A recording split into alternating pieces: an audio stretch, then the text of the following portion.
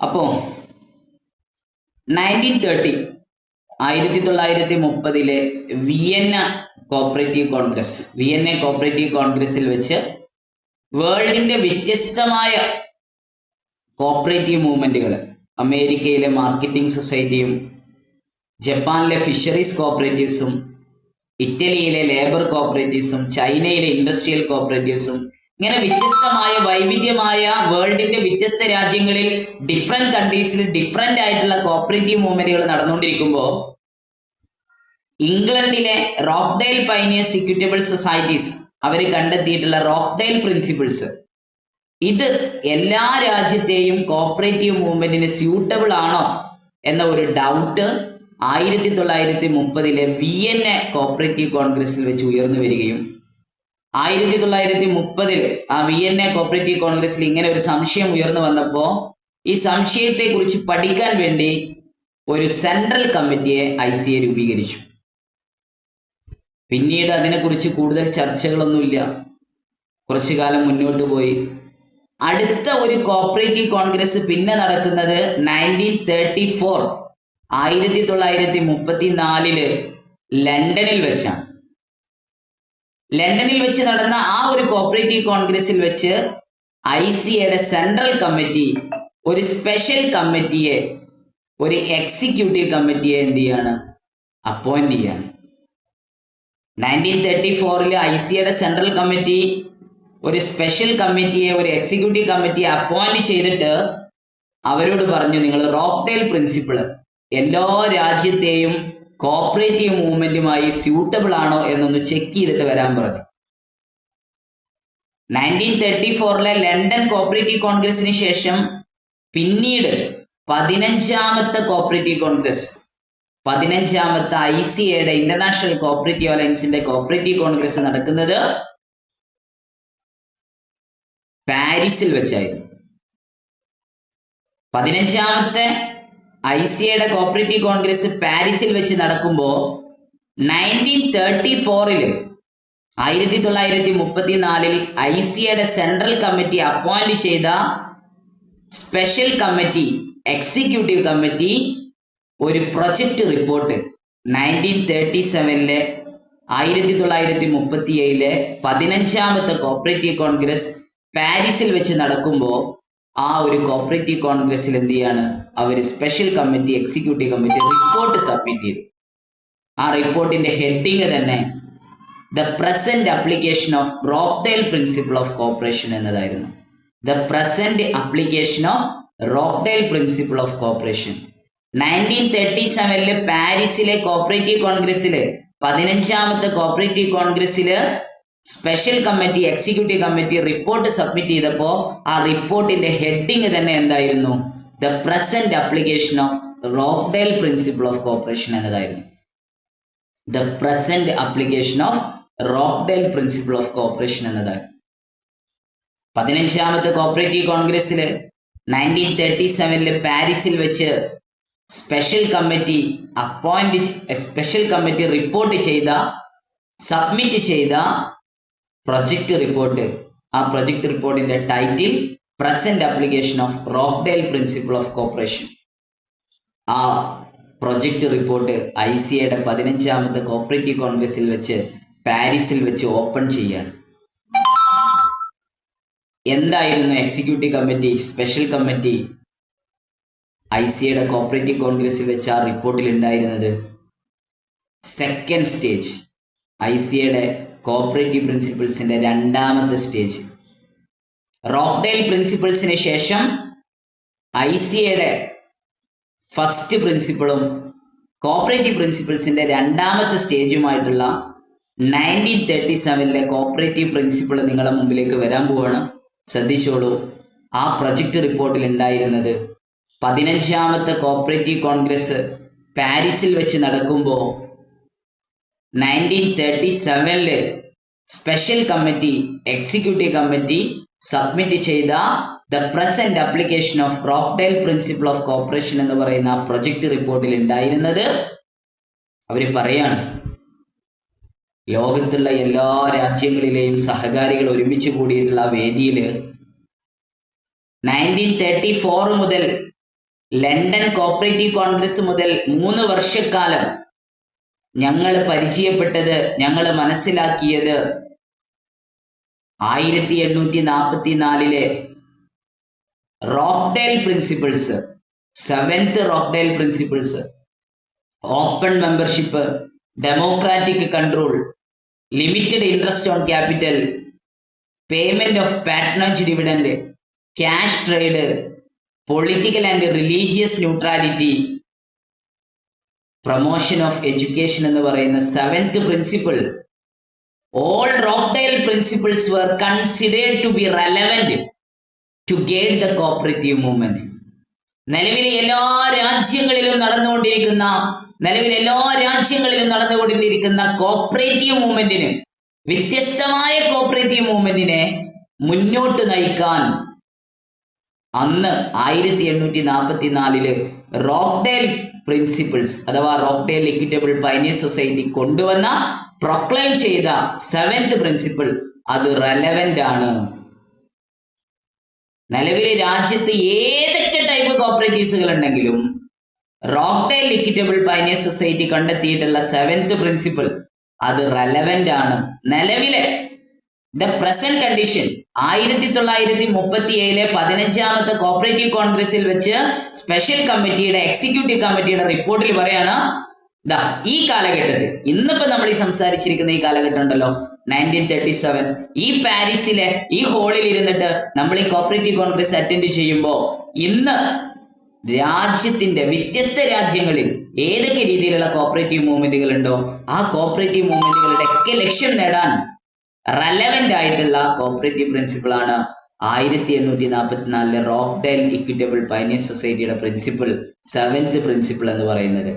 All the Rockdale principles were considered to be relevant to guide the cooperative movement. നിലവിലെ cooperative മൂവ്മെന്റിനെ guide ചെയ്യാൻ പര്യാപ്തമാണ് Rochdale equitable pioneer സൊസൈറ്റിയുടെ 7th principle എന്ന് പറയുന്നത്. 3 വർഷക്കാലം ഞങ്ങൾ സ്റ്റഡി ചെയ്തിട്ട് ഞങ്ങൾക്ക് അതിന് എന്ത് ചെയ്യാൻ പറ്റിയില്ല, ഒരു തിരുത്തൽ കൊണ്ടുവരാൻ സാധിച്ചിട്ടില്ല. To be relevant. ഹവർ അങ്ങനെയൊക്കെയാണെങ്കിലും 3 കൊല്ലം ഞങ്ങൾ സ്റ്റഡി ചെയ്തതല്ലേ, ആ സ്റ്റഡിയിൽ ഞങ്ങൾക്ക് മനസ്സിലായത് എല്ലാ കാലഘട്ടത്തിലെയും എല്ലാ രാജ്യങ്ങളിലെയും വ്യത്യസ്തമായ കോപ്പറേറ്റീവ് മൂവ്മെന്റുകളെ ഗൈഡ് ചെയ്യാൻ റെലവന്റ് ആയിട്ടുള്ള കോപ്പറേറ്റീവ് പ്രിൻസിപ്പിൾ തന്നെയാണ് ഞങ്ങൾക്ക് അങ്ങനെ മനസ്സിലായത്. പക്ഷെ അങ്ങനെയൊക്കെയാണെങ്കിലും the principle were divided into 2 categories. നിലവിലെ റോക്ക്ഡെയിൽ പ്രിൻസിപ്പിൾസിനെ ഞങ്ങൾ 2 കാറ്റഗറി ആയിട്ട് തിരിക്കുന്നുണ്ട്.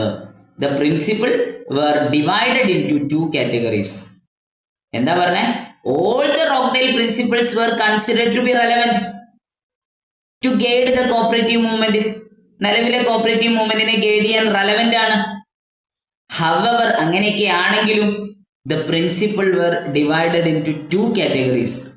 പ്രിൻസിപ്പിൾസിനെ നമ്മൾ എന്ത് ചെയ്യുന്നു? 2 കാറ്റഗറി ആയിട്ട് തിരിക്കുന്നു. Such as, അതേതൊക്കെയാണ്? Essential or obligatory principles എന്നും non essential or secondary principles എന്നും.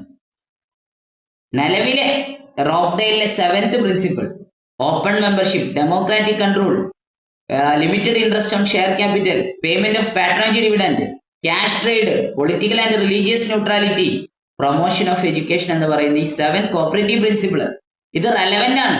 എല്ലാ രാജ്യത്തെയും കോപ്പറേറ്റീവ് മൂവ്മെന്റിന് റെലവന്റ് ആയിട്ടുള്ള രീതിയിൽ തന്നെയാണ് അതുള്ളത്. However, അങ്ങനെയൊക്കെയാണെങ്കിലും the principles were divided into 2 categories. പ്രിൻസിപ്പിൾസിനെ ഞങ്ങൾ 2 കാറ്റഗറി ആയിട്ട് തിരിച്ചിട്ടുണ്ട്. ഏതൊക്കെയാണത്? Such as essential or obligatory. ഒരു ടീം എസെൻഷ്യൽ അതല്ലെങ്കിൽ ഒബ്ലിഗേറ്ററി പ്രിൻസിപ്പിൾസ് എന്ന് പറയുന്നു.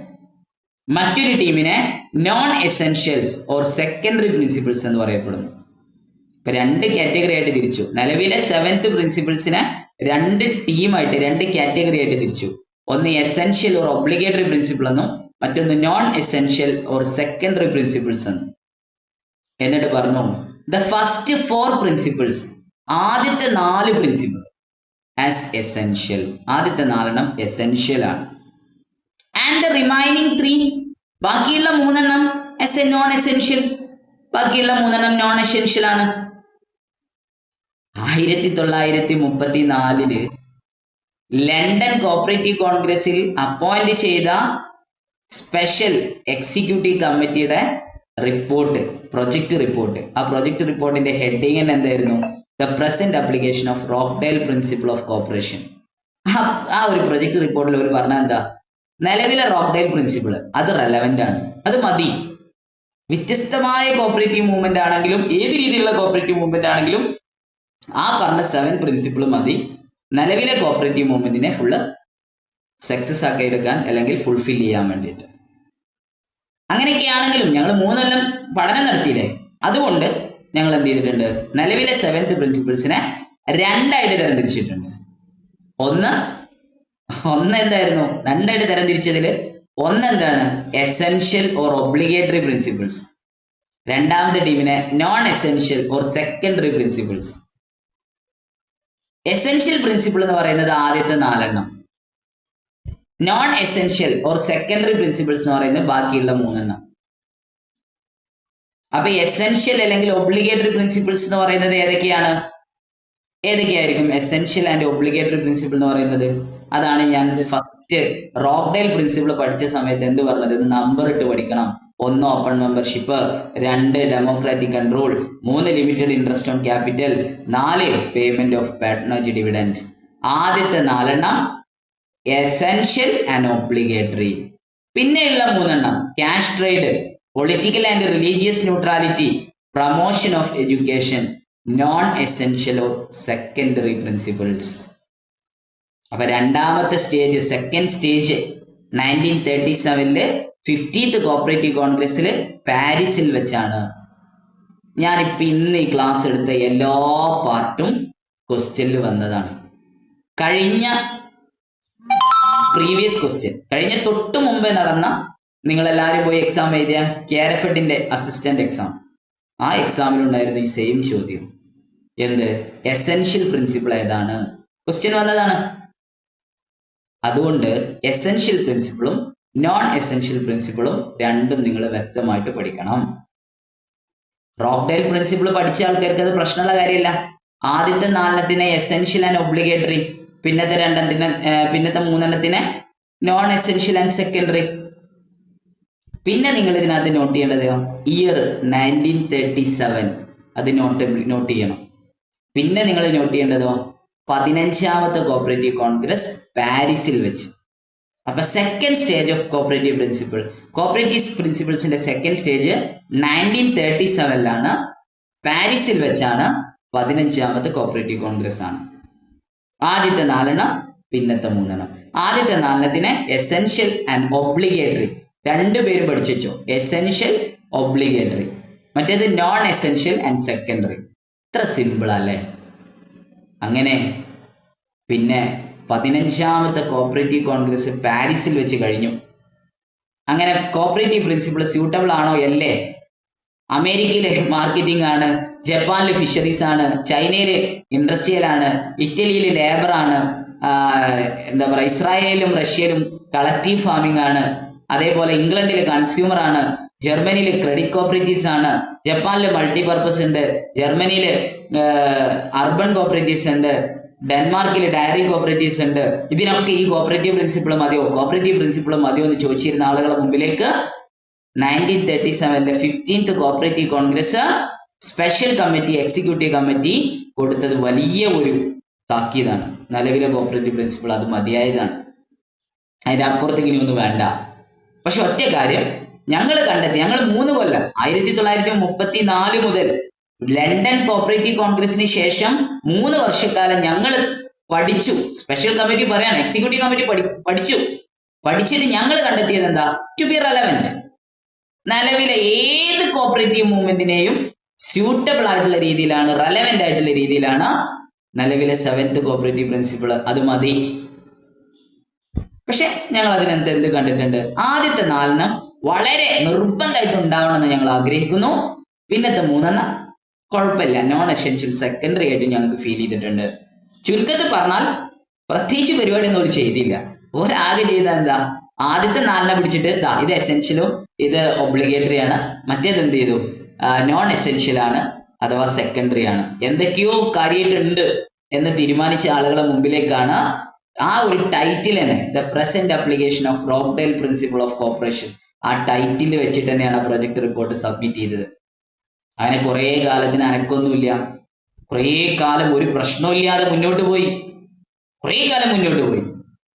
അങ്ങനെ 22ാമത്തെ കോപ്പറേറ്റീവ് കോൺഗ്രസ് 22ാമത്തെ കോപ്പറേറ്റീവ് കോൺഗ്രസ് 1963 ബേൺമൗത്തിൽ വെച്ചിട്ട് പുതിയ പ്രശ്നം തുടങ്ങി. എത്ര കാലായി എസെൻഷ്യലും നോൺ എസെൻഷ്യലും ഒക്കെ പറഞ്ഞിങ്ങനെ കോപ്പറേറ്റീവ് പ്രിൻസിപ്പിളായിട്ട് നടക്കണം? ഇത് മതിയോ? ഇത് റിവ്യൂ ചെയ്യണ്ടേ? ഇങ്ങനെ പോയാൽ മതിയോ? ഇതേ അടുത്ത പ്രശ്നം. ഈ കുടുംബത്തിൽ കുറച്ച് കാരണന്മാരുണ്ട്, ഒരു പ്രശ്നം എന്താണ്, എന്തെങ്കിലുമൊക്കെ കുത്തിത്തിരിപ്പ് ഉണ്ടായിക്കൊണ്ടിരിക്കണം. 15ാമത്തെ പാരീസിലെ കോപ്പറേറ്റീവ് കോൺഗ്രസ് കഴിഞ്ഞിട്ട് പിന്നെ ഈ ചെങ്ങായിമാർ കുറെ കാലം മിണ്ടിയുന്നില്ല. പിന്നെ 1963 ബേൺമൗത്തിൽ 1963 ബേൺമൗത്തിൽ എന്ത് ചെയ്യാണ്? 22ാമത്തെ കോപ്പറേറ്റീവ് കോൺഗ്രസ്സാണ്. ആ 22ാമത്തെ കോപ്പറേറ്റീവ് കോൺഗ്രസ്സിലാണ് പിന്നീട് ഒരു ചർച്ച വരുന്നത്. ആ ചർച്ച നടന്ന സമയത്ത് 1963 ബേൺമൗത്തില് ഈ ഒരു ചർച്ച നടന്ന സമയത്ത് അവിടെ ഒരു കാര്യം സംഭവിച്ചു.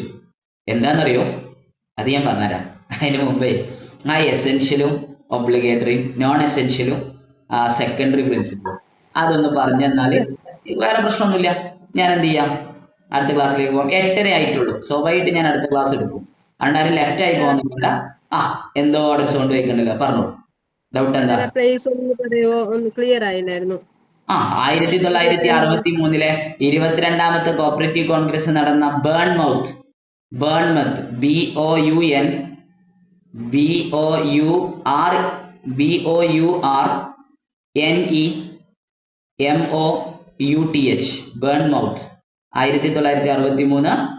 22ാമത്തെ ICAയുടെ കോപ്പറേറ്റീവ് കോൺഗ്രസ്. അവിടെ എന്ത് സംഭവിച്ചു, അതിനുശേഷം എന്ത് സംഭവിച്ചു എന്നുള്ളത് ഞാൻ പറയാം. അതിനു മുമ്പ് ബേൺമൗത്ത് എന്നുള്ള കൺട്രി ഏതാണെന്നുള്ളത് നോക്കിയിട്ട് വേണം. അത് ഞാൻ നോക്കി തരാം. അതൊക്കെ ഞാൻ പറഞ്ഞുതരാം. നിങ്ങൾ ആദ്യം എസെൻഷ്യലും നോൺ എസെൻഷ്യലും തീരുമാനമാക്കിയിട്ട് എന്നിട്ട് നമുക്ക് ബാക്കി പറയാം കേട്ടോ. ക്ലാസ് ഞാൻ എടുത്ത് തരാം, അതിനെ കുറിച്ച് ടെൻഷൻ അടിക്കണ്ട. ഇത് പറഞ്ഞോളൂ. ആദ്യം ആരോ പറയണം? ഞാൻ പറഞ്ഞോളൂ. എസെൻഷ്യലും നോൺ എസെൻഷ്യലും നിങ്ങൾ വേഗം തീർത്താൽ ഞാൻ വേഗം തീർക്കും. എനിക്ക് ഇത്രേ കിട്ടേണ്ടതുള്ളൂ. എന്ത്? 15ാമത്തെ കോപ്പറേറ്റീവ്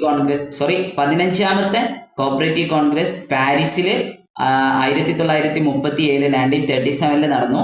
സ്പെഷ്യൽ കമ്മിറ്റി അഥവാ എക്സിക്യൂട്ടീവ് കമ്മിറ്റി റിപ്പോർട്ട് സബ്മിറ്റ് ചെയ്തു. ആ റിപ്പോർട്ടിന്റെ പേര്, ടൈറ്റിൽ എന്ന് പറയുന്നത് എന്തായിരുന്നു? The present application of Rochdale principle of corporation ആയിരുന്നു. അതിൽ അവർ റെലവെന്റ് ആണെന്നാണ് പറഞ്ഞത്. പക്ഷെ അവരെന്ത് ചെയ്തിട്ടുണ്ട്? നിലവിലെ കോപ്പറേറ്റീവ് പ്രിൻസിപ്പിളെ 2 കാറ്റഗറി ആയിട്ട് തിരിച്ചു: essential and obligatory, non essential and secondary. അതിൽ എസെൻഷ്യൽ 4 നോൺ എസെൻഷ്യൽ അല്ലെങ്കിൽ സെക്കൻഡറി എന്ന് പറയുന്നത് ഈ പറയുന്ന 3 ഇത് നിങ്ങൾ പറഞ്ഞാൽ ഐ ആം ഓക്കെ. ഞാൻ അടുത്ത ക്ലാസ്സിലേക്ക് മൂവ് ചെയ്യും. നിങ്ങൾ പറഞ്ഞില്ലെങ്കിലോ നമ്മൾ ഇങ്ങനെ ഇവിടെ ഇരിക്കും. നിങ്ങൾ പറഞ്ഞോളൂ. യെസ്, തുടങ്ങിക്കോളൂ. ആരാ തുടങ്ങാൻ? ബേൺമൗത്ത് എന്ന് പറയുന്നത് ഇംഗ്ലണ്ടിലെ ടൗൺ ആണ് കേട്ടോ. ബേൺമൗത്ത് എന്ന് പറയുന്നത് ഇംഗ്ലണ്ടിലെ ടൗൺ ആണ്. യെസ്, പറഞ്ഞോളൂ. ആരെ പറയണം? ജിൻസി പറഞ്ഞോളൂ. Yes. 1934 special form of committee ഇത് ചെയ്തു ഐസേന്റെ. അതിൽ 15ാമത്തെ കോപ്പറേറ്റീവ് കോൺഗ്രസ് പാരീസിൽ സ്പെഷ്യൽ പ്രൊജക്ടിന് വേണ്ടി സബ്മിറ്റ് ചെയ്യാൻ വേണ്ടി അതിന്റെ ഹെഡിങ് എന്ന് പറയുന്നത് the present obligation Rochdale principle corporation ആണ്. ഇതിൽ 2 കാറ്റഗറി ഉണ്ട്. അതിൽ എസെൻഷ്യൽ ഒബ്ലിഗേഷൻ പ്രിൻസിപ്പിൾസ് എന്നും നോൺ എസെൻഷ്യൽ അഥവാ സെക്കൻഡറി പ്രിൻസിപ്പിൾസ് എന്നും. അതിൽ എസെൻഷ്യൽ ഇത് പറയുന്നത് 4, അതായത് 1 open membership, 2 democratic control, 3 limited on certificate, 4 payment package dividend. Non essential secondary പ്രിൻസിപ്പിൾസിൽ പറയുന്നത് cash trade, political relation and neutrality, promotion and education. Okay, promotion of education കേട്ടോ. കുഴപ്പമില്ല. Okay, good. Okay, Jincy ready. Next ആരാ? അടുത്ത ആളാരെ? വേഗം പറഞ്ഞോളൂ. കൂടുതൽ സമയമില്ല കേട്ടോ. ഞാൻ എന്തായാലും ഇന്ന് എടുക്കാൻ ഉദ്ദേശിച്ച ക്ലാസ് പീരീഡ് ഞാൻ എടുത്തു പോകും. അപ്പൊ എല്ലാവർക്കും എല്ലാ അവസരം കിട്ടിക്കൊണ്ടെന്നില്ല. വേഗം പറഞ്ഞോളൂ. സർ 1930 ICAയുടെ വേൾഡ് കോപ്പറേറ്റീവ് കോൺഗ്രസ് വിയന്നയിൽ വെച്ച് നടന്നു. അപ്പം ആ സമയത്ത് അവിടെ ഒരു സെൻട്രൽ കമ്മിറ്റി രൂപീകരിച്ചു. അവിടെ ഈ റൗണ്ടേൽ പയനിയേഴ്സ് സൊസൈറ്റിനെ കുറിച്ച് രൂപീകരിക്കേണ്ട മാറ്റത്തെ കുറിച്ച് ഒരു ചർച്ച നടത്തി. പക്ഷെ 1934 ICAയുടെ കോപ്പറേറ്റീവ് കോൺഗ്രസ് ലണ്ടനിൽ വെച്ച് നടന്നപ്പോൾ ICAയുടെ ഈ സെൻട്രൽ കമ്മിറ്റി ഒരു സ്പെഷ്യൽ എക്സിക്യൂട്ടീവ് കമ്മിറ്റിനെ രൂപീകരിച്ചു. അവർക്ക് കൊടുത്ത ഡ്യൂട്ടി എന്താണെന്ന് വെച്ചാൽ 1844 റോക്ക്ഡേൽ പയനിയേഴ്സ് സൊസൈറ്റിനെ കുറിച്ച് പഠനം നടത്താൻ വേണ്ടിയിട്ട്, അതായത് എല്ലാ രാജ്യത്തെയും കോപ്പറേറ്റീവ് മൂവ്മെന്റുമായിട്ട് ഇത് മാച്ച് ചെയ്യുന്നുണ്ടോ എന്നുള്ള ഒരു പഠനം നടത്താൻ വേണ്ടിയിട്ട് അവര് ഈ കമ്മിറ്റിനെ രൂപീകരിച്ചു. പിന്നീട് 15ാമത്തെ കോപ്പറേറ്റീവ് കോൺഗ്രസ് അവരുടെ പഠനം നടത്തി റിപ്പോർട്ട് സമർപ്പിച്ചു. 15ാമത്തെ കോപ്പറേറ്റീവ് കോൺഗ്രസ് 1937 പാരീസിൽ വെച്ച് നടന്നപ്പം ഈ സ്പെഷ്യൽ എക്സിക്യൂട്ടീവ് കമ്മിറ്റി ഒരു പ്രൊജക്ട് റിപ്പോർട്ട് സബ്മിറ്റ് ചെയ്തു. അതിന്റെ ഹെഡിങ് എന്ന് പറയുന്നത് the present application of Rochdale principle of cooperation എന്നായിരുന്നു. ഇത് പാരീസിലത്തെ ഈ കോൺഗ്രസിനെ വെച്ചിട്ട് ഓപ്പൺ ചെയ്യുകയും അതിന്റെ പിന്നെ അവർ പറയുന്നതെന്ന് വെച്ചാൽ 1844 റോക്ക്ഡേൽ പയനിയേഴ്സ് പ്രിൻസിപ്പിള് അത് വ്യത്യസ്ത രാജ്യങ്ങളിലെ കോപ്പറേറ്റീവ് മൂവ്മെന്റ് ആയിട്ട് റെലവെന്റ് ആണ്. അങ്ങനെയാണെങ്കിൽ പോലും പ്രിൻസിപ്പിൾസിനെ രണ്ടായിട്ട് തരംതിരിക്കണം, അതായത് എസെൻഷ്യൽ എന്നും നോൺ എസെൻഷ്യൽ എന്നും രണ്ടായിട്ട് തരംതിരിക്കണം എന്നാണ്. അപ്പോൾ ആദ്യത്തെ 4 എസെൻഷ്യൽ അല്ലെങ്കിൽ ഒബ്ലിഗേറ്ററി പ്രിൻസിപ്പിൾസ് എന്ന് പറയുന്നത് open membership, democratic control, limited interest and share capital, payment of patronage, dividend, ഇതായിരുന്നു. നോൺ എസെൻഷ്യൽ അല്ലെങ്കിൽ സെക്കൻഡറി പ്രിൻസിപ്പിൾസ് എന്ന് പറയുന്നത് cash trade, political and religious neutrality, promotion of education. It's good, great. Okay, set. നമ്മളെ സംബന്ധിച്ചിടത്തോളം അങ്ങനെ answer കിട്ടി, നമ്മൾ വളരെ ഹാപ്പിയാണ്. ഒറ്റ ഉദ്ദേശമുള്ളൂ, നിങ്ങൾ പഠിക്കുക എന്നുള്ളതാണ്. എവിടെ എന്റെ സബിത? ഇന്നലത്തോടു കൂടെ ആള് പോയോ? സബിത? യെസ്, പറഞ്ഞോളൂ. ഫുള്ള് പറയണോ പ്രിൻസിപ്പിൾ മാത്രം പറഞ്ഞാൽ മതിയോ? പ്രിൻസിപ്പിൾ മുഴുവൻ പറയാം. ആയിക്കോട്ടെ, മുഴുവൻ. ഓക്കെ, അല്ല, മുഴുവൻ പറഞ്ഞോളൂ. യെസ്. 1930 വിയന്നയിൽ വെച്ച് നടന്ന കോപ്പറേറ്റീവ് കോൺഗ്രസ്, ICAയുടെ കോപ്പറേറ്റീവ് കോൺഗ്രസ് വെച്ചിട്ട് ഒരു സെൻട്രൽ കമ്മിറ്റി രൂപീകരിച്ചു. അതായത് 1844 റോക്ക്ഡെയിൽ പ്രിൻസിപ്പിൾസ് ഇങ്ങനെ തന്നെ പോയാൽ മതിയോ, അത് എല്ലാ സൊസൈറ്റീസ്, എല്ലാ വളർന്നു വരുന്ന സൊസൈറ്റീസിന്റെ ഇതൊക്കെ ആയിട്ട് മാച്ച് ചെയ്യുന്നുണ്ടോ എന്ന് അറിയാൻ വേണ്ടിയിട്ട് അവരൊരു കമ്മിറ്റി രൂപീകരിച്ചു. 1934 ഈ കമ്മിറ്റി ലണ്ടനിൽ വെച്ച് കൂടിയ കോപ്പറേറ്റീവ് കോൺഗ്രസ്സിൽ വെച്ചിട്ട് ഈ കമ്മിറ്റി, സെൻട്രൽ കമ്മിറ്റി, ഒരു എക്സിക്യൂട്ടീവ് കമ്മിറ്റിനെ അപ്പോയിന്റ് ചെയ്തു ഇതിനെക്കുറിച്ച് പഠിക്കാൻ വേണ്ടി. അവർ അതിനെക്കുറിച്ച് പഠിച്ച് 15ാമത്തെ കോപ്പറേറ്റീവ് കോൺഗ്രസ് 1937 പാരീസിൽ വെച്ച് നടന്നു. അന്ന് 1934 അപ്പോയിന്റ് ചെയ്ത എക്സിക്യൂട്ടീവ് കമ്മിറ്റി പ്രൊജക്ട് പ്രസന്റ് ചെയ്തു. ആ പ്രൊജക്ടിന്റെ പ്രസന്റേഷന്റെ heading the present application of Rochdale principle of cooperation എന്നായിരുന്നു. അങ്ങനെയാണ് ഇതിന്റെ ഭാഗമായിട്ടാണ് ആ പ്രൊജക്റ്റ് ആണ് സെക്കൻഡ് സ്റ്റേജ്, അതായത് 1937 ICAയുടെ ഫസ്റ്റ് പ്രിൻസിപ്പിൾ ആയിട്ട് വന്നത്. 1844 സെവൻത് പ്രിൻസിപ്പിളും പ്രസന്റ് കണ്ടീഷൻ റെലവെന്റ് ആണ് എന്നായിരുന്നു ഒറ്റ വാക്കിൽ പറഞ്ഞാൽ അതിന്റെ കണ്ടന്റ്.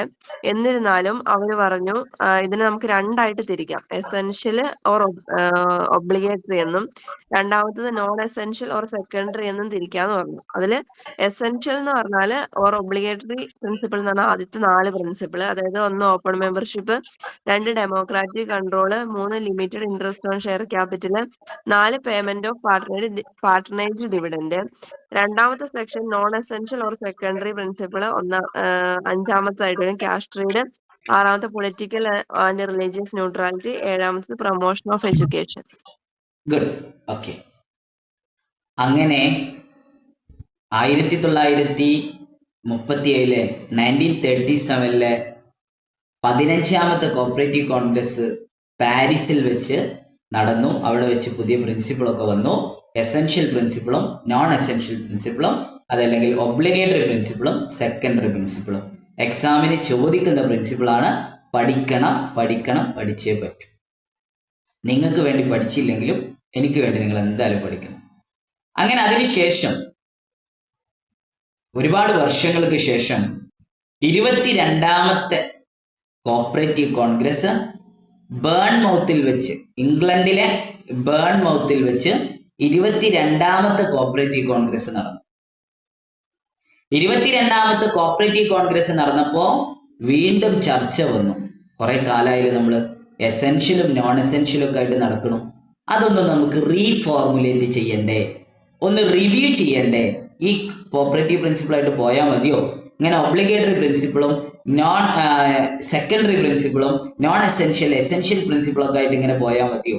ഇതൊന്നും കൂടെ നമുക്ക് റീഫോർമുലേറ്റ് ചെയ്യണ്ടേ, റിവ്യൂ ചെയ്യണ്ടേ എന്ന ഒരു ചർച്ച 22ാമത്തെ കോപ്പറേറ്റീവ് കോൺഗ്രസ് ഇംഗ്ലണ്ടിലെ ബേൺമൗത്തിൽ വെച്ച് നടന്നപ്പോ അവിടെ ചർച്ച വന്നു. ആ ചർച്ചയോടുകൂടെയാണ് ആ ഒരു കോപ്പറേറ്റീവ് കോൺഗ്രസ് അവസാനിക്കുന്നത്. ആ ചർച്ചയോടുകൂടെയാണ് ആ കോപ്പറേറ്റീവ് കോൺഗ്രസ് അവിടെ അവസാനിപ്പിക്കുന്നത്. അഥവാ ബേൺമൗത്തിലെ 22ാമത്തെ കോപ്പറേറ്റീവ് കോൺഗ്രസ് അവസാനിക്കുമ്പോൾ അവിടെ ചർച്ചയായത് എന്താണ്? നിലവിലെ കോപ്പറേറ്റീവ് പ്രിൻസിപ്പിൾ റിവ്യൂ ചെയ്യേണ്ടതുണ്ട്. അതിങ്ങനെ എസെൻഷ്യലും നോൺ എസെൻഷ്യലും ആയി പോയാൽ പോരാ, ഒബ്ലിഗേറ്ററി സെക്കൻഡറി ആയിട്ട് പോയാൽ പോരാ, അത് റിവ്യൂ ചെയ്യണം, അത് മാറ്റം വരുത്തണം. അങ്ങനെ 1963 22ാമത്തെ കോപ്പറേറ്റീവ് കോൺഗ്രസ് ബേൺമൗത്തിൽ വെച്ച് നടക്കുകയും ഈ ഒരു ആവശ്യത്തോടുകൂടെ നിലവിലെ കോപ്പറേറ്റീവ് പ്രിൻസിപ്പിൾ റീഫോർമുലേറ്റ് ചെയ്യണം, റിവ്യൂ ചെയ്യണം എന്ന ആവശ്യത്തോടുകൂടെ എന്ത് ചെയ്യാണ്? ആ ഒരു കോപ്പറേറ്റീവ് കോൺഗ്രസ് അവസാനിക്കുകയാണ്. അങ്ങനെ കോപ്പറേറ്റീവ് കോൺഗ്രസ് അവസാനിച്ചപ്പോ തൊട്ടടുത്ത വർഷം 1964 ICA എന്ത് ചെയ്തു? സെൻട്രൽ കമ്മിറ്റി രൂപീകരിച്ചു. ഈ ICAന്റെ സെൻട്രൽ കമ്മിറ്റിക്ക് ഒരു പ്രത്യേകത ഉണ്ട്. കോപ്പറേറ്റീവ് പ്രിൻസിപ്പിൾ എപ്പോ റിവ്യൂ ചെയ്യണമെന്ന് ആവശ്യം വന്നാലും അപ്പൊ എന്ത് ചെയ്യും?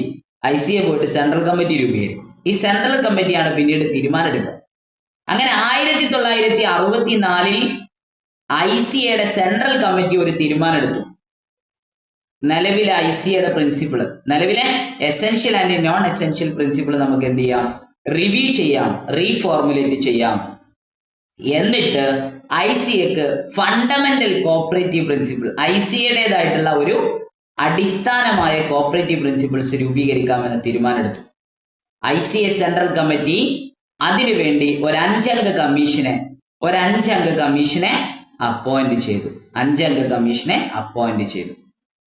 ഇന്ത്യക്കാരനായ പ്രൊഫസർ DG കാർവേ, ഇന്ത്യക്കാരനായിട്ടുള്ള പ്രൊഫസർ DG കാർവേയെ കമ്മീഷന്റെ പ്രിൻസിപ്പളായിട്ട്, കമ്മീഷന്റെ ചെയർമാനായിട്ട്, കമ്മീഷന്റെ ഹെഡായിട്ട് തീരുമാനിച്ചു.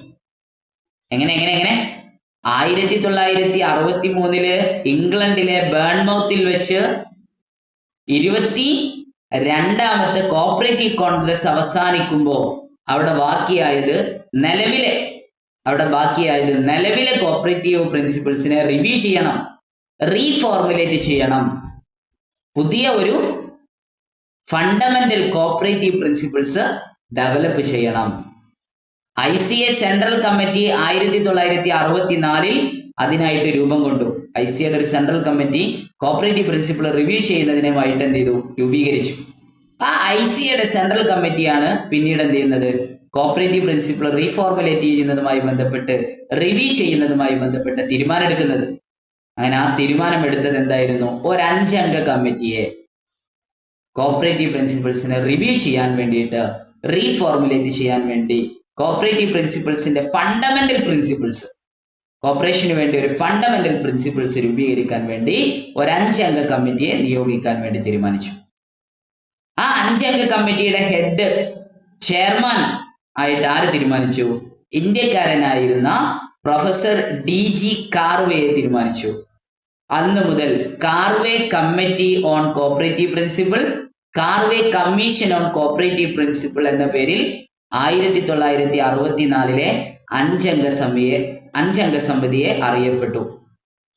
1964 ICAയുടെ സെൻട്രൽ കമ്മിറ്റി അതിനായിട്ട് രൂപം കൊണ്ടു. ആ ICAയുടെ സെൻട്രൽ കമ്മിറ്റിയാണ് എന്ത് ചെയ്തത്? ഒരു 5-അംഗ കമ്മീഷനെ നിയോഗിക്കാൻ തീരുമാനിച്ചത്. കോപ്പറേറ്റീവ് പ്രിൻസിപ്പിൾസിനെ റീഫോർമുലേറ്റ് ചെയ്യുക, റിവ്യൂ ചെയ്യുക. അതോടൊപ്പം തന്നെ ഫണ്ടമെന്റൽ പ്രിൻസിപ്പിൾസ് ICAക്ക് മാത്രമായി ICA രൂപം കൊള്ളുന്ന, ICA രൂപപ്പെടുത്തിയെടുക്കുന്ന കോപ്പറേറ്റീവിന്റെ ഫണ്ടമെന്റൽ പ്രിൻസിപ്പിൾസ് രൂപീകരിക്കാൻ വേണ്ടി ഒരു 5-അംഗ കമ്മീഷനെ നിയോഗിക്കാൻ തീരുമാനിച്ചു. ആ 5-അംഗ കമ്മീഷന്റെ ഹെഡായിട്ട് ഇന്ത്യക്കാരനായ പ്രൊഫസർ DG കാർവേ അദ്ദേഹത്തെ നിയമിച്ചു. ഹെഡായിട്ട്, ചെയർമാനായിട്ട് തീരുമാനിച്ചു. കമ്മിറ്റിയുടെ ഹെഡ് ആരാണോ, ചെയർമാൻ ആരാണോ, അയാളുടെ പേരിലാണ് എന്ത് ചെയ്യുക? ആ ഒരു കമ്മിറ്റി അറിയപ്പെടുക. അതുകൊണ്ട് DG Karve committee on cooperative principle, Karve commission on cooperative principle എന്ന പേരിൽ അതിനെ അറിയപ്പെട്ടു, ആ ഒരു കമ്മിറ്റിയെ അറിയപ്പെട്ടു. Karve commission on cooperative principle, Karve committee on cooperative principle എന്ന പേരിൽ അറിയപ്പെട്ടു. 5 അംഗ സമിതിയാണ്. അതിൽ ഒരാളെ മാത്രമാണ് നമ്മൾ പറഞ്ഞത്, പ്രൊഫസർ DG കാർവേ. പിന്നെ ആരായിരുന്നു ബാക്കിയുള്ള 4 പേര്? ഒരാളെ പേര് മിസ്റ്റർ കൗഡൻ എന്നതായിരുന്നു. Mister Cowden, COWDEN, mister Cowden, USA, united state of അമേരിക്കയിൽ നിന്നുള്ള പ്രതിനിധിയായിട്ട് mister Cowden, COWDEN. Professor DG Karve ആരായിരുന്നു? ഏത് രാജ്യക്കാരനായിരുന്നു? ഇന്ത്യക്കാരനായിരുന്നു. ഞാൻ പറഞ്ഞു നമ്മളെ നാഷണാലിറ്റിയാണ്, ഇന്ത്യക്കാരനാണ്. അദ്ദേഹത്തെയാണ് കമ്മിറ്റിയുടെ ചെയർമാനായിട്ട്, കമ്മീഷന്റെ ചെയർമാനായിട്ട് നിയോഗിച്ചത്. Professor DG Karve ഇന്ത്യക്കാരനായിരുന്നു. 5 അംഗ കമ്മിറ്റിയില് ഹെഡായിട്ട്, ചെയർമാനായിട്ട് തീരുമാനിച്ചത് ഇന്ത്യക്കാരനെയാണ്. അഭിമാനിക്കാൻ പറ്റും നമുക്ക്. Professor DG Karve, Karve commission on cooperative principle, Karve committee on cooperative principle. പുതിയ ഒരു ഫണ്ടമെന്റൽ കോപ്പറേറ്റീവ് പ്രിൻസിപ്പിൾസ് ഉണ്ടാക്കിയെടുക്കാൻ വേണ്ടി, നിലവിലെ essential and non essential cooperative പ്രിൻസിപ്പിൾസിനെ റിവ്യൂ ചെയ്യാൻ വേണ്ടി, റീഫോർമുലേറ്റ് ചെയ്യാൻ വേണ്ടി ഒരു 5 അംഗ സമിതിയെ നിയോഗിക്കാൻ 1964 രൂപീകരിച്ച ICAയുടെ സെൻട്രൽ കമ്മിറ്റി തീരുമാനിച്ചു. അതേ വർഷം 1964 ഒരു 5 അംഗ സമിതിയെ നിയോഗിച്ചു. ആ 5 അംഗ കമ്മീഷന്റെ ഹെഡായിരുന്നു പ്രൊഫസർ DG കാർവേ. ഇന്ത്യക്കാരനായിരുന്നു. അതുകൊണ്ട് തന്നെ ആ കമ്മീഷന്റെ ചെയർമാനും ആ കമ്മീഷന്റെ ഹെഡും കാർവേ ആയതുകൊണ്ട് Karve committee on cooperative principle എന്ന പേരിൽ അറിയപ്പെട്ടു. നിങ്ങൾ ആലോചിച്ചു നോക്ക്. ആ 5 അംഗ കമ്മിറ്റിയിലെ മറ്റൊരംഗമായിരുന്നു അമേരിക്കക്കാരനായ USA. അമേരിക്ക എന്നതിനേക്കാൾ കൂടുതൽ ക്വസ്റ്റ്യൻ പേപ്പറിൽ കാണാം USA എന്നതായിരിക്കും കേട്ടോ. അപ്പൊ ഇനി അമേരിക്ക എന്ന് പറഞ്ഞ് നോക്കി നടക്കരുത്. USA ക്വസ്റ്റ്യൻ പേപ്പറിൽ അധികം ഉണ്ടാവും USA ആണ്. United state of America. ശ്രദ്ധിക്കണം, ചിലയിടത്ത് UAE എന്ന് കൊടുക്കും. നിങ്ങളെ തെറ്റിക്കുക എന്നുള്ള ഉദ്ദേശമാണ്. USA ഉണ്ടാവും, UAE ഉണ്ടാവും. അപ്പൊ പോയിട്ട് എന്ത് ചെയ്യരുത്, കറക്റ്റ് ക്വസ്റ്റ്യൻ പേപ്പർ ശ്രദ്ധിച്ചിട്ട് ആൻസർ ചെയ്താൽ മതി. USA, യുണൈറ്റഡ് സ്റ്റേറ്റ് ഓഫ് അമേരിക്കയിൽ നിന്ന് ആരായിരുന്നു? മിസ്റ്റർ കൗഡൻ. മിസ്റ്റർ കൗഡൻ. UK-യിൽ നിന്ന്, ഇംഗ്ലണ്ടിൽ നിന്ന് പ്രൊഫസർ ബെന്നർ. UK-യിൽ നിന്ന് പ്രൊഫസർ ബെന്നർ. UK-യിൽ നിന്ന് പ്രൊഫസർ ബെന്നർ. UK-യിൽ നിന്ന് പ്രൊഫസർ ബെന്നർ. UK-യിൽ നിന്ന് പ്രൊഫസർ ബെന്നർ. USSR, റഷ്യ, USSR-ൽ നിന്ന് പ്രൊഫസർ കിസ്നവ്. USSR-ൽ നിന്ന് പ്രൊഫസർ കിസ്നവ്. ഇതേ ക്വസ്റ്റ്യൻ, ഈ സെയിം ക്വസ്റ്റ്യൻ കഴിഞ്ഞ പ്രീവിയസ് ക്വസ്റ്റ്യൻ പേപ്പറിലുണ്ട് കേട്ടാ. USSR professor Kistanov, KISTANOV. ഞാനിത് വെറുതെ പറയല്ല, വെറുതെ ഇങ്ങനെ തള്ളിക്കൊണ്ടിരിക്കല്ല. കഴിഞ്ഞ പ്രീവിയസ് ക്വസ്റ്റ്യനിലുണ്ട് എന്ന് പറഞ്ഞാണ്ട് കഴിഞ്ഞ പ്രീവിയസ് ക്വസ്റ്റ്യൻ പോയിട്ട് എടുത്തു നോക്ക്. കഴിഞ്ഞ KRFED-ന്റെ എക്സാമുകൾ എഴുതിയതല്ലേ, അസിസ്റ്റന്റ് എക്സാം കഴിഞ്ഞ മെയിലല്ലേ എക്സാം ഉണ്ടായിരുന്നേ, പോയി എടുത്ത് നോക്ക്. ഈ സെയിം ക്വസ്റ്റ്യൻ അവിടെ ഇല്ലെന്ന് നോക്ക്. ഈ സെയിം ക്വസ്റ്റ്യൻ, 2 ക്വസ്റ്റ്യൻ ഇപ്പൊ നമ്മൾ ഇന്ന് പഠിച്ചുകൊണ്ടിരിക്കുന്ന എസെൻഷ്യൽ, നോൺ എസെൻഷ്യൽ, പിന്നെ ഈ പറഞ്ഞ 5 ആളുകൾ. ഈ 5 ആളുകളിൽ ഒരാളെ പേര് പ്രൊഫസർ DG കാർവേ, ഇന്ത്യക്കാരനാണ്. മിസ്റ്റർ കൗഡൻ അമേരിക്കക്കാരനാണ്, USA. പ്രൊഫസർ ബെന്നർ എവിടെ നിന്നാണ്? UK-കാരനാണ്. Professor Kistanov, KISTANOV, USSR, Russia. ചിലയിടത്ത് റഷ്യ എന്നായിരിക്കും, ചിലയിടത്ത് USSR ആയിരിക്കും കേട്ടോ. കിസ്നവ്, KISTANOV.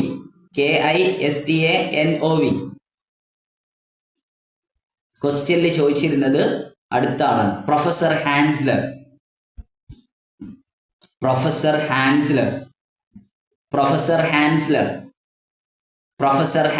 ജർമ്മനി. അപ്പൊ 5 ആളുകൾ. Hanzler, HANZLER. Professor Hanzler, HANZLER. Professor Hanzler, HANZLER. Professor Hanzler, Germany. അപ്പൊ ഇത്രയും ആളുകളാണ്. ശ്രദ്ധിച്ചു നോക്കുക. പ്രൊഫസർ DG കാർവേ, ഇന്ത്യക്കാരൻ. Mister Cowden, USA. Professor Kistanov എന്ന് പറയുന്ന ആള് USSR, റഷ്യ. പ്രൊഫസർ ബെന്നർ UK-കാരനാണ്, ഇംഗ്ലണ്ടുകാരനാണ്, England. Then professor Hanzler Germany, professor Hanzler Germany. ഈ പറയുന്ന 5 ആളുകൾ, ഈ 5 ആളുകളിൽ ഹെഡായിട്ട് ഇന്ത്യക്കാരനായിട്ടുള്ള പ്രൊഫസർ DJ കാർവേ. അതുകൊണ്ടാണ് Karve commission on cooperative principle, Karve committee on cooperative principle എന്ന പേരിൽ അറിയപ്പെട്ടു.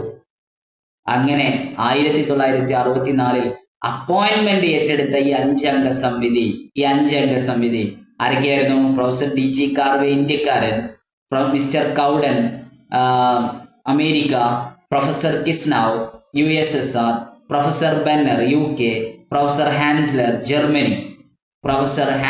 ജർമ്മനി.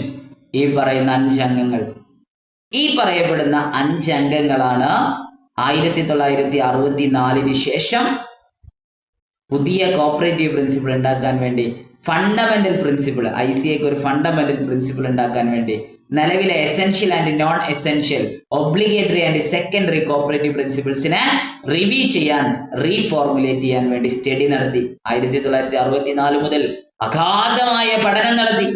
അങ്ങനെ അഗാധമായ പഠനങ്ങൾക്ക് ശേഷം 1966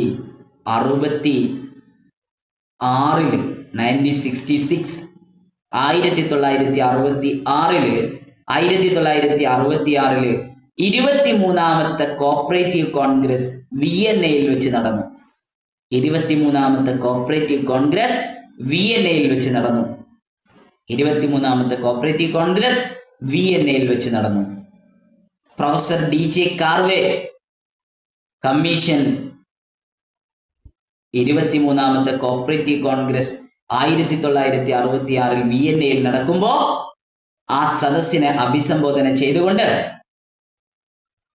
സംസാരിച്ചു.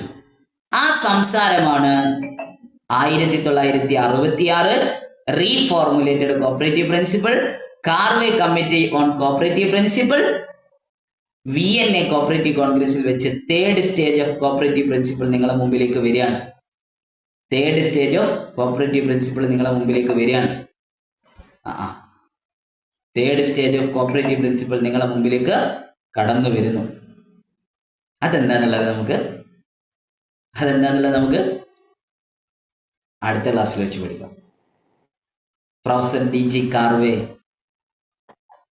23-ാമത്തെ കോപ്പറേറ്റീവ് കോൺഗ്രസിനെ നോക്കിക്കൊണ്ട് ഇങ്ങനെ പറഞ്ഞു. തുടരും. ബാക്കി നമുക്ക് അടുത്ത ക്ലാസ്സിൽ പഠിക്കാം. അപ്പൊ ഇന്ന് നിങ്ങൾ എന്തൊക്കെ പഠിക്കണം?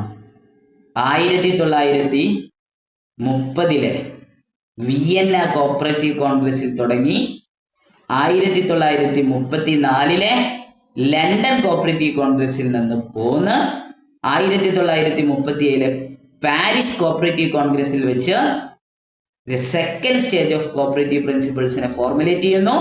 Essential and non essential, obligatory and secondary. അവിടെ നിന്ന് പോന്ന് 22-ാമത്തെ കോപ്പറേറ്റീവ് കോൺഗ്രസ് ബേൺമൗത്തിൽ വെച്ച് സംഘടിപ്പിക്കുന്നു. അവിടെ വെച്ച് അടുത്ത ഇഷ്യൂ സ്റ്റാർട്ട് ചെയ്യുന്നു. 1964 തൊട്ടടുത്ത വർഷം സെൻട്രൽ കമ്മിറ്റി രൂപീകരിക്കപ്പെടുന്നു. സെൻട്രൽ കമ്മിറ്റി മുന്നിട്ടിറങ്ങി 5 അംഗ കമ്മീഷനെ നിയോഗിക്കുന്നു. 5 അംഗ കമ്മീഷന്റെ ഹെഡ് ചെയർമാൻ എന്ന് പറയുന്നത് പ്രൊഫസർ DJ കാർവേ ആയിരുന്നു. അതുകൊണ്ട് Karve commission on cooperative principle, Karve committee on cooperative principle എന്ന പേരിൽ അറിയപ്പെടുന്നു. അതോടൊപ്പം 5 അംഗ സമിതിയിൽ മിസ്റ്റർ കൗഡൻ അമേരിക്കക്കാരനാണ്, പ്രൊഫസർ കിസ്നൗ USSR റഷ്യക്കാരനാണ്, പ്രൊഫസർ ബെന്നർ UK-കാരനാണ്, ഇംഗ്ലണ്ടുകാരനാണ്, പ്രൊഫസർ ഹാൻസ്ലർ ജർമ്മനിക്കാരനാണ്. ഇവരെല്ലാവരും കൂടി 1964 മുതൽ ICAക്ക് മാത്രമായിട്ട് ഒരു ഫണ്ടമെന്റൽ കോപ്പറേറ്റീവ് പ്രിൻസിപ്പിൾ ഉണ്ടാക്കാൻ, റീഫോർമുലേറ്റഡ് കോപ്പറേറ്റീവ് പ്രിൻസിപ്പിൾസിന് വേണ്ടി ശ്രമിക്കുന്നു.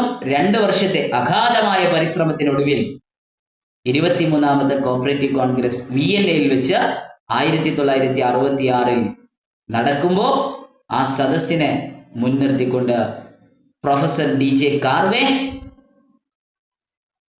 3rd stage of cooperative principle, reformulated cooperative principle, Karve commission on cooperative പ്രിൻസിപ്പിൾസിനെ ഡിക്ലെയർ ചെയ്യുന്നു.